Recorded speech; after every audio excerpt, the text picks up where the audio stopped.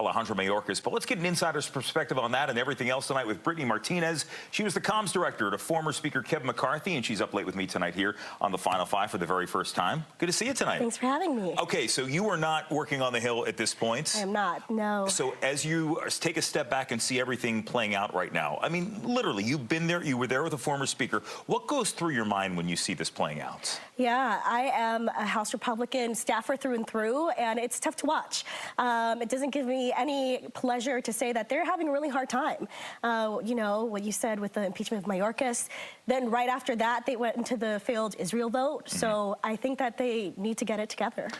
You know, I want to show something. Something that popped up. So one of the people, as you well know, who was a thorn in the side of Speaker McCarthy was Matt Gaetz. He is still there. And the name came up over the weekend when he said, I fully endorse Kevin McCarthy for RNC chair. Kevin is well organized and a very high revenue fundraiser. He'll be well liked by the RNC committee. The RNC chair doesn't make any policy decisions, set any agenda, or negotiate against Democrats ever. Kevin would be terrific. But here's the thing. Matt Gaetz is still there. Kevin McCarthy is not. And when you see your former boss's name being brought up in this context here, I mean, does it bring back memories of what played out several months ago? Oh, absolutely. And if you'll indulge me here for a second, please. If we go back to October 3rd, that was the day of the motion to vacate vote, right? And it was Matt Gaetz and those other 8 Republicans who brought that forth. And listen, we are allowed to have differences of opinion, but what you're not allowed to do is bring forth a motion to vacate, be successful, and have absolutely no plan in place. Because not only does that affect folks like me, like Speaker McCarthy and all of our staff, it's bigger than us, right? It's not just Congress, it's not House Republicans or the institution. What they did truly was a threat to our national security. If you think about it, right, we were frozen for 22 days where the House was unable to move. And because of that, Congress is unable to move.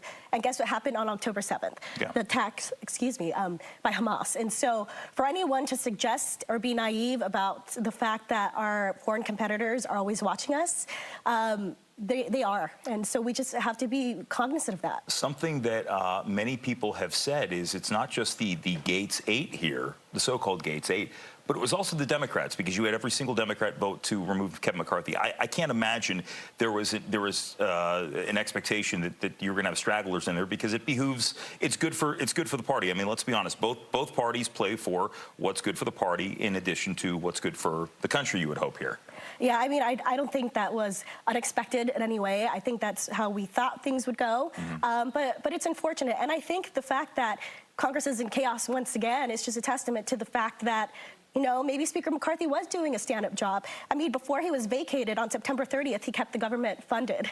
And so it's a shame, but I hope he's having a great time in retirement. That's another thing, because when you look at the shrinking margin here, we had one of your former House colleagues, Nasa Woomer's been on here many times. She had worked for George Santos. She left well before he was removed. But when you look at that shrinking majority there, and it's a minuscule majority, there are some people that say Kevin McCarthy should have stuck around. I mean, I'm surprised. I think many people are surprised that you had Nancy Pelosi sticking around still, far removed from the speakership here.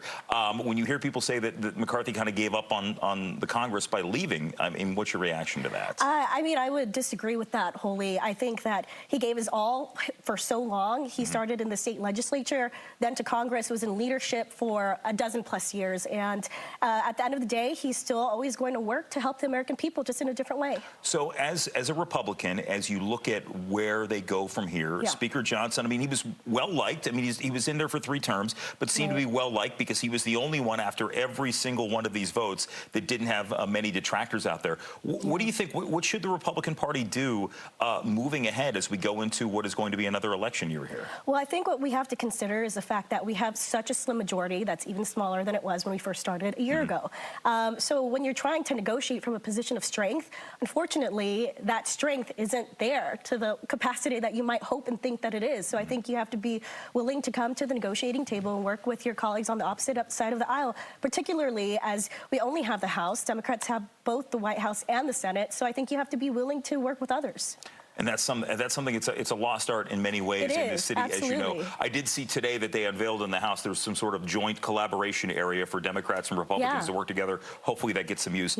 Brittany, I got to leave it at that. Thank you so much for coming in tonight. So nice meeting you. Absolutely. And the Final Five is back right after this.